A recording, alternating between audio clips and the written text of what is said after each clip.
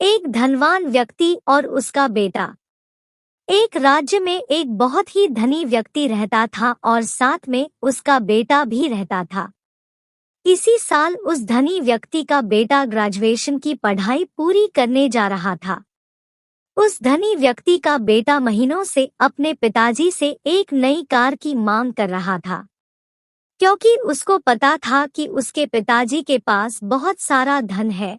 वह जितना धन पैसा रुपया मांगेगा उसे मिलेगा। जब वह ग्रेजुएटेड हुआ तो पिता ने उसे अपने स्टडी रूम यानी अध्ययन कक्ष में बुलाया और उस धनवान पिता ने अपने पुत्र को एक बहुत ही खूबसूरत पैक किया हुआ तोहफा दिया और साथ ही उसे ग्रेजुएट होने पर बधाई भी दी।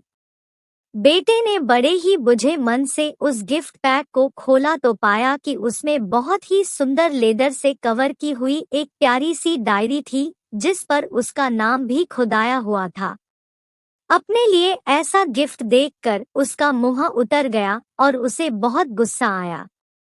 नाराजगी का कारण साफ था। उसका बेटा कई दिनों से अपने पिता से कार की मांग कर रहा था और पापा ने उसे एक साधारण सी डायरी थमा दी थी, जिसका उसे उम्मीद भी न थी। बेटा गुस्से में उस डायरी को फेंकता हुआ घर से बाहर चला गया। वह अपने पिता से इतना नाराज हो चुका था कि उसने अकेले रहने का निर्णय कर लिया। ग्रेजुएशन वाले दिन से ही उसने अपने पिता से मिलना जुलना भी छोड़ दिया था।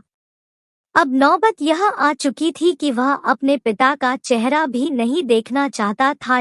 धनवान के पुत्र ने निर्णय किया कि वह भी अपने पिता के तरह सफल और धनवान बनेगा, और ऐसा हुआ भी। जीवन में सफल और धनवान होने के बाद उसने अपने सारे शौक पूरे किए, एक बेहद कीमती कार खरीदी और एक खूबसूरत घर भी बना लिया और शादी भी कर ली।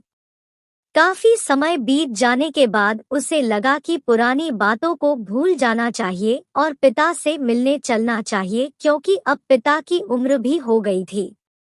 परंतु होनी को तो कुछ और ही मंजूर था। अभी तो वह सोच रहा था कि क्यों न चल के पिताजी से मिल लिया जाए। तब तक काफी देर हो चुकी थी।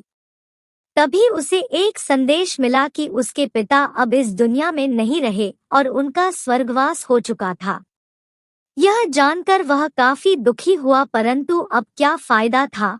फिर भी उसने यह निर्णय किया कि अब से वह अपने पिता के घर पर ही रहेगा और उनकी संपत्ति की भी देखभाल करेगा।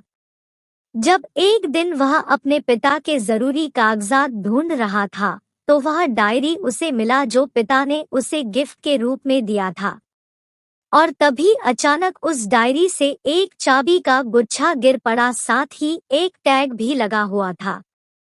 बेटे ने जब उस टैग को पढ़ा, जिसमें यह लिखा था कि इसकी पूरी कीमत चुका दी गई है, जहां कहीं भी तुम यह कार ले जाओ इस डायरी में लिखकर इसे हमेशा के लिए यादगार बना देना।